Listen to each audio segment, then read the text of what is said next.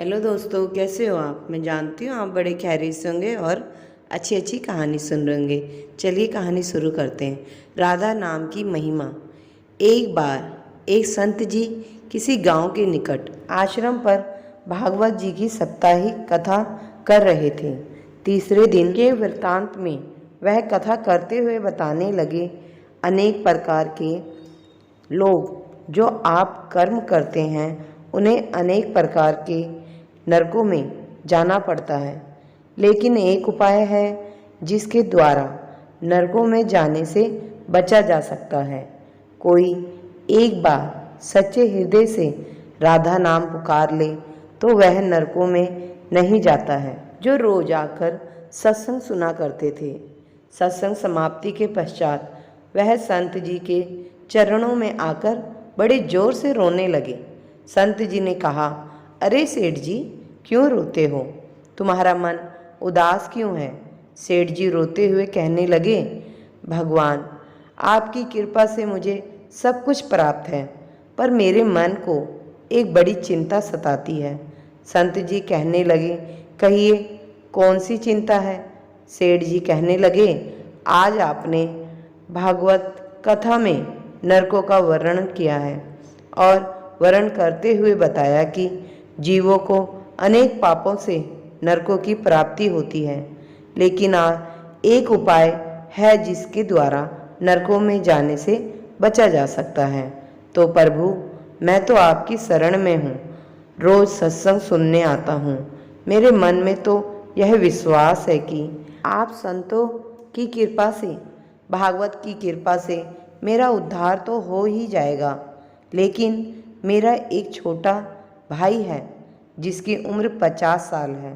वह ना सत्संग में जाता है, ना परमात्मा पर विश्वास करता है और ना ही प्रभु का नाम सुमिरन करता है। उसका उद्धार कर किस प्रकार होगा? मुझे उसकी बड़ी चिंता सताती है। मैं उससे बहुत बार समझाने का प्रयास भी करता हूँ। इस संसार के काम तो होते रहेंगे, तुम भगवान के नाम का स्मरण भी किया करो। तब वह कहता है, ऐसा करने से कुछ नहीं होता है, तुम भी मत किया करो। मैं जितना आस्तिक हूँ प्रभु के प्रति, जितनी मेरी आस्था है, वह उतना ही कट्टर और अनविश्वासवादी है। तब संत जी ने कहा, क्यों चिंता करते हो? एक दिन उसका भी उद्धार हो ही जाएगा। सेठ जी रोते हुए कहने लगे, हे भगवान, उसका उद्धार कब होगा? आप जैसे महापुरुषों हमारे गांव में आए हैं, मुझे तो आप पर ही यकीन है, आप ही उसका उद्धार करके जाएंगे। अब आप कैसे भी कृपा करो, मेरे घर आइए और एक बार तो उसके मुख से श्री राधा नाम का उच्चारण कराइए। तब सेठ जी की विनय सुन संत जी कहने लगे, कल सत्संग समाप्ति के पश्चात मैं आपके घर आऊँगा और उसे परमात्मा का सुमिरन अवश्य कराऊंगा। दूसरा दिन हुआ, सेठ जी अपने घर गए। संत जी के आने का इंतजार करने लगे। आश्रम पर कथा की समाप्ति हुई। अब संत जी अपने वचनों के अनुसार सेठ जी के घर पहुँचे। जैसे ही घर पहुँचे, सेठ जी ने बड़े श्रद्धा भाव से संतों का स्वागत किया। उन्होंने अपने भाई को बुलाकर कहा, संत जी आज हमारे घर पधारे हैं, उनका दर्शन कर लो। वह अंदर से बैठे बैठे कहने लगे, मुझे ना किसी संत से मिलना है और ना ही भगवान से मिलने की इच्छा है। तुम ही उनकी सेवा करो और तुम ही उनका पेट भरो। संत जी ने जब यह वचन सुने, सेठ जी रोते हुए कहने लगे, भगवान जी, देखा आपने आपके सामने ही आपका अपमान कर रहा है। संत जी कहने लगे, सेठ जी ख्याल ना कीजिए, सब कुछ अच्छा होगा। अब सेठ जी को दिलासा देते हुए संत जी पलंग से उतरे और उसके भाई के कक्ष में आ गए और उसके कंधों पर हाथ रखकर कहने लगे, और बताओ आज तक कितना कमाया? वह संत जी को इस प्रकार अपने नज़दीक देखकर कहने लगा, अपना हाथ मेरे कंधों से हटाओ। मैं ना संतों को मानता हूँ ना भगवान को मानता हूँ। लोग जितने आस्तिक होते हैं मैं उतना ही कट्टर नास्तिक हूँ। मैं भगवान को नहीं मानने वाला हूँ। आप मेरे नज़दीक क्यों आए हैं? संत जी कहने लगे, मैं तो अपना काम करने आया हूँ। संतों का काम होता है लोगों का उद्धार करना। आज तुम्हारा उद्धार का कार्य मिला है तो अवश्य करके ही जाऊंगा। वह सेठ का भाई भी बड़ा कट्टर था। वह कहने लगा, आपको किसका भी उद्धार करना है कर लीजिए, पर मेरा उद्धार आप नहीं कर सकते। मैं कुछ भी नहीं करने वाला हूँ। सेठ के भाई को देखकर संत जी मुस्कुराए, कहने लगे, एक बार राधे राधे बोल दो। वह सेठ जी का भाई कहने लगा, मैं कुछ नहीं बोलूँगा। संत जी ने फिर कहा, राधे राधे बोल दो। वह कहने लगा, नहीं कहूँगा। फिर संत जी ने कहा, राधे राधे बोल दो। वह कहने लगा, मैंने कहा ना मैं नहीं बोलूँगा। तब संत जी पुनः सेठ जी के पास आए और कहने लगे, अब आपने मेरे ऊपर यह जिम्मा सौंपा है, अब मैं जैसा करूँगा आप बीच में नहीं आना। आप सारे परिवार वाले बाहर जाकर बैठ जाओ। जब तक मैं आपको बुलाऊं नहीं, एक भी परिवार वाला इस कक्ष में ना आए। अब इस प्रकार सेठ जी अपने परिवार सहित बाहर आकर बैठ गए। अब कक्ष में सिर्फ संत जी और सेठ जी का भाई था। संत जी ने पुनः प्रेम से कहा, अरे भैया एक बार राधे राधे बोल दो। वह कहने लगा, मैंने आपसे मना किया ना, मैं नहीं कहता हूँ। ना भगवान को मानता हूँ ना भगवान की बातें मानता हूँ। मैं कट्टर नास्तिक हूँ। संत जी पुनः उसे प्रेम से हंसते हुए कहने लगे, जितने तुम कट्टर नास्तिक हो मैं उतना ही आस्तिक हूँ। मैंने अगर निश्चय कर लिया है तुम्हारा मुख से राधा नाम सुनकर ही जाऊंगा, और पक्का समझ लेना कि तुम्हारे मुख से राधा का नाम निकलेगा ही। वह कहने लगा, आप कितना भी प्रयास कर लो, मैं एक बार भी नाम नहीं लेने वाला हूँ। अब संत महापुरुष होते तो बड़े दयालु हैं, पर लीला मात्र उन्होंने क्या किया, उस सेठ के भाई का हाथ पकड़ा और हाथ पकड़कर जोर से घुमाने लगे। अब वह सेठ ठहरा 50 साल का वृद्ध अवस्था थी। संत भी वृद्ध थे, पर संतों के अंदर भक्ति का तेज होता है। उन्होंने जोर से उसके भाई का हाथ घुमाया, मरोड़ दिया। हाथ घुमाकर संत जी फिर कहने लगे, कहो राधे राधे। वह कहने लगा, नहीं कहूँगा। अब तो संत जी ने जोर से हाथ घुमाकर सेठ के भाई को जमीन पर पटक दिया और खुद उसके पेट पर चढ़कर बैठ गए। और संत जी फिर कहने लगे, बोलो राधे राधे। वह फिर कहने लगा, नहीं कहूँगा। अब तो संत जी ने उसके दोनों हाथ पकड़ के उसके पैरों को बांध दिया और कहने लगे, कहो राधे राधे। अब ऐसी अवस्था में वह सोचने लगता है वह संत को तो मार ही देगा। तब उसने बिना इच्छा के एक बार ऐसे ही कह दिया, राधे राधे। जैसे ही उसने राधे राधे कहा, संत जी ने उसके हाथ पैर खोल दिए, उसके बंधनों को छोड़कर बाहर आकर कहने लगे, सेठ जी आपका कल्याण हो गया, आपके भाई का भी कल्याण हो गया। सेठ जी कहने लगे, अंदर से बहुत तेज आवाज़ें आ रही थी। तब संत जी कहने लगे, आपने काम ही ऐसा दिया था। आपने कहा वह नास्तिक है, कभी कुछ बोलता नहीं है। आज आपके भाई ने राधे राधे का नाम उच्चारण कर लिया है, इसका कल्याण हो गया। अब मैं जा रहा हूँ, कल से पुनः मेरी कथा है। अब संत जी तो अपने स्थान पर लौट आए। सेठ का भाई जमीन से उठकर अपने भाई से कहने लगा, यह कैसा संत है, मुझसे झगड़ा करने आ गए, मेरे ऊपर चढ़कर बैठ गए और कहने लगे, अगर राधे राधे का नाम उच्चारण नहीं करोगे तो मैं तुम्हारे ऊपर ऐसे ही बैठा रहूँगा। अब उसकी बातें सुन सेठ जी तो हंसने लगे। वह हंसते हुए मन से भगवान को धन्यवाद देते हुए कहने लगे, हे प्रभु, आपके संत भी बड़े दयालु हैं। खुद कष्ट सहकर भी लोगों का कल्याण करते हैं। समय व्यतीत होता गया। मुश्किल से 5-6 महीने गुजरे होंगे। अचानक एक दिन छोटे भाई का देहांत हो गया। शरीर समाप्ति के पश्चात आत्मा शरीर से अलग हो जाती है। वह आत्मा ही ऊपर यमराज के पास जाकर सारे हिसाब किताब देती है। अब इस व्यक्ति का हिसाब किताब खोला गया। यमराज ने चित्रगुप्त से कहा, जो आज इंसान हमारे पास लाया गया है, इसका हिसाब क्या है? चित्रगुप्त कर्मों का हिसाब देखकर बताने लगा, हे भगवान, इसने अपने जीवन में कभी परमात्मा का नाम सुमिरन नहीं किया है, सदा पाप ही पाप किए हैं। इसे तो सीधे नरक भेजा दिया जाएगा।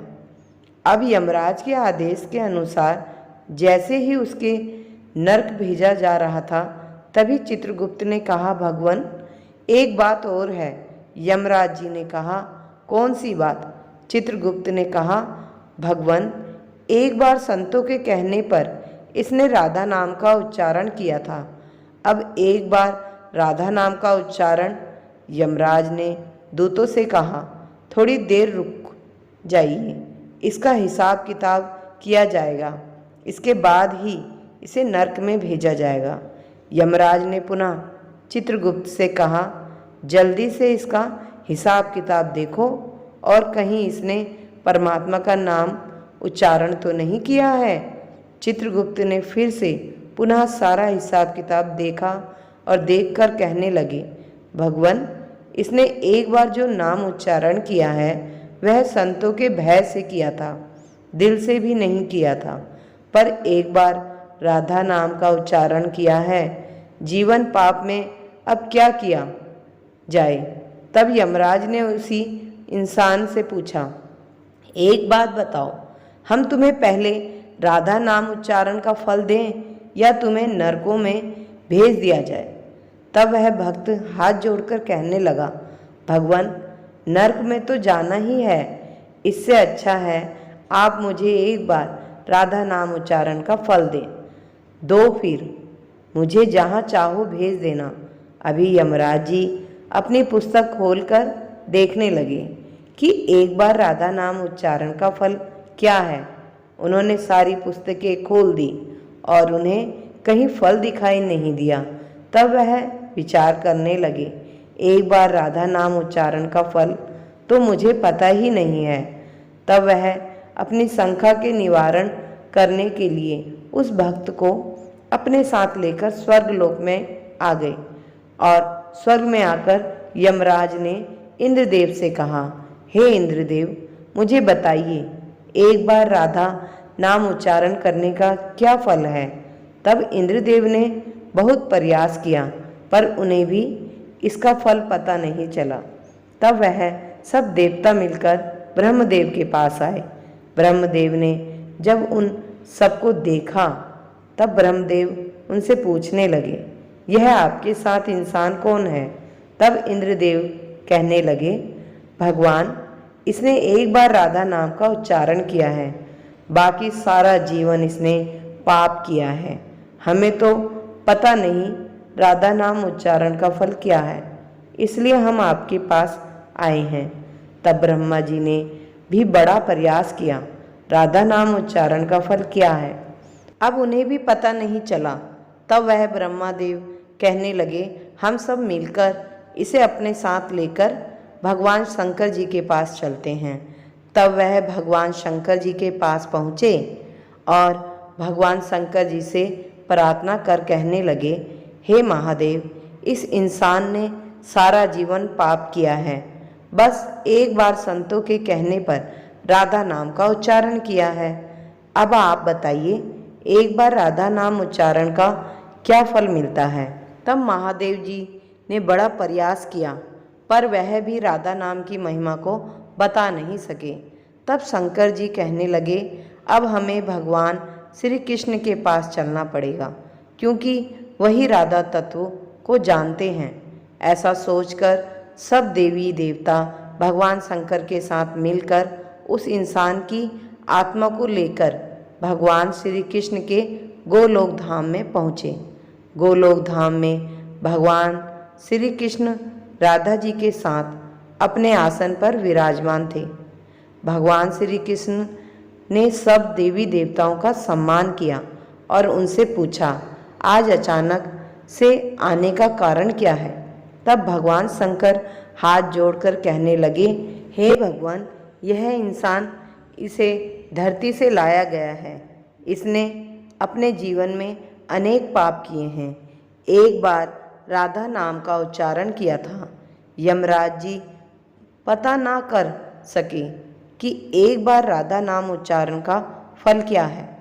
तब वह इसकी जानकारी लेने के लिए इसके साथ इंद्र जी के पास स्वर्ग में आए थे। फिर स्वर्ग से होते हुए ब्रह्मलोक आए। फिर ब्रह्मलोक से होते हुए यह मेरे पास पहुँचे। अब मैं इन सबको अपने साथ ले आपके पास लेकर आया हूँ। अब आप बताइए, एक बार राधा नाम उच्चारण का क्या फल हो सकता है। जब इस प्रकार बातें चल रही थी तब श्री कृष्ण के पास बैठी राधा रानी बड़े जोर से हंसने लगी। तब श्री कृष्ण ने कहा, हे राधिका, क्यों हंसती हो। तब राधिका कहने लगी, हे भगवान, यह अभी तक राधा नाम का महत्व समझ नहीं सके हैं। तब भगवान शंकर जी कहने लगे, हे महारानी राधिका के नाम का क्या असर है, आप हमें बताइए ना।